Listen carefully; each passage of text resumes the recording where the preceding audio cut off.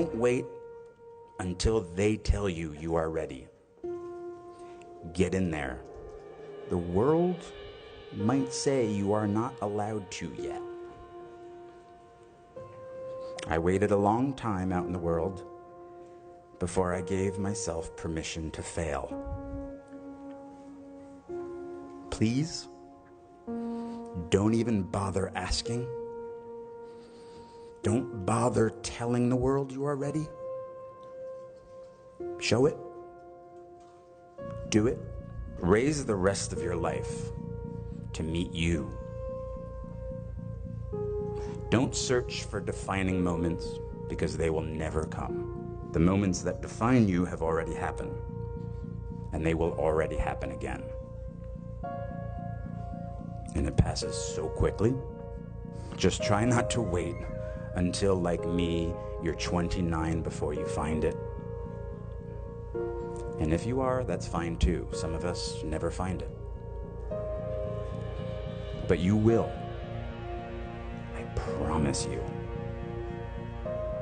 You are already here. That's such an enormous step all its own.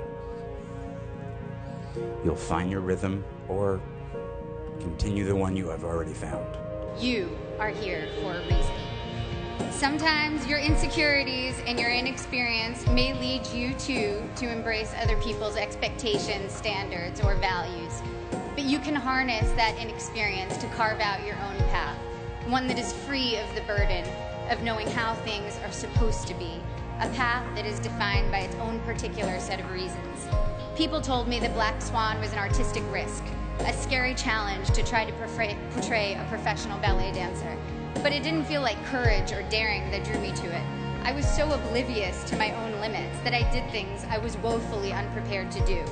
And so the very inexperience that in college had made me feel insecure and made me want to play by others' rules now was making me actually take risks I didn't even realize were risks.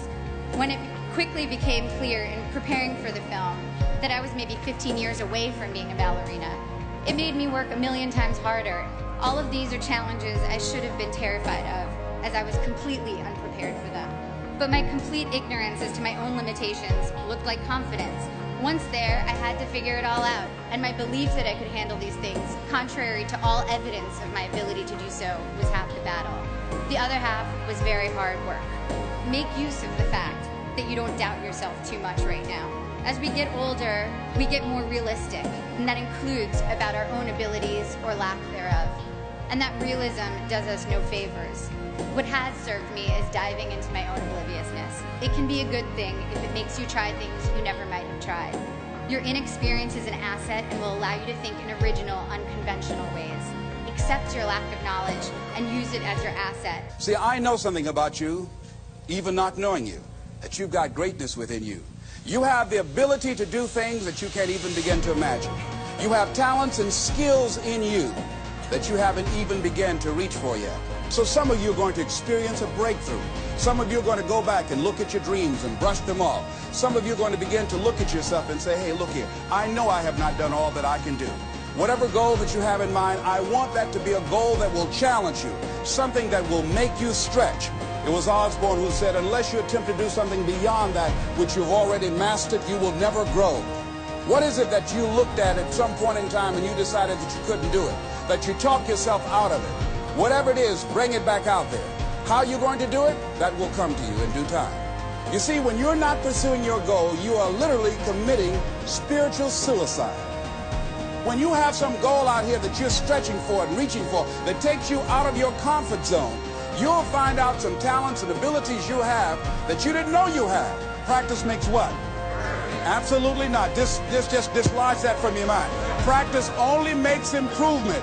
Perfection doesn't exist. They need to take it out of the dictionary. It doesn't exist. Practice only makes improvement. You can always better your best. You have not done your best work yet. As long as you're here, you have a chance to transcend yourself.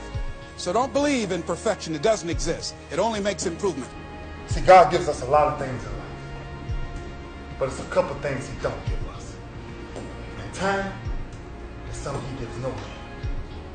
Time slows down for no man. So the question is, how much time you gonna waste? If you want to be successful, here's the thing you have to do. You have to jump. There is no way around it. You have to jump. Every successful person has jumped. You got to jump. You got to take a leap of faith. You got to dash off that cliff, and you got to jump out there as far as you can. Now, a lot of times you stand on the cliff of life and you see other people soaring by, gliding down like a bird flying through the air. You see them dressing like this. You see them in New York, then you see them in London. They flying by. You know why? It's because their parachute open. But the only way to get your parachute to open so you can soar, you got to jump. Now here's the problem. Here's the problem, my friends. When you jump, I can assure you one thing. You listening? I promise you this. Your parachute will not open right away. No, that's the fear part. I promise you your parachute will not open right away. You're gonna hit them sides of them rocks. You're gonna tear your back out on them cliffs. You're gonna cut yourself. You're gonna get wounded. You're gonna get some tears and stuff like that. But eventually, the parachute will open and you'll be soaring. But here's the other caveat. Let me teach you this right here. If you do not jump, I promise you one thing. Your parachute will never open. So you're safe, but you'll never soar. You got to jump.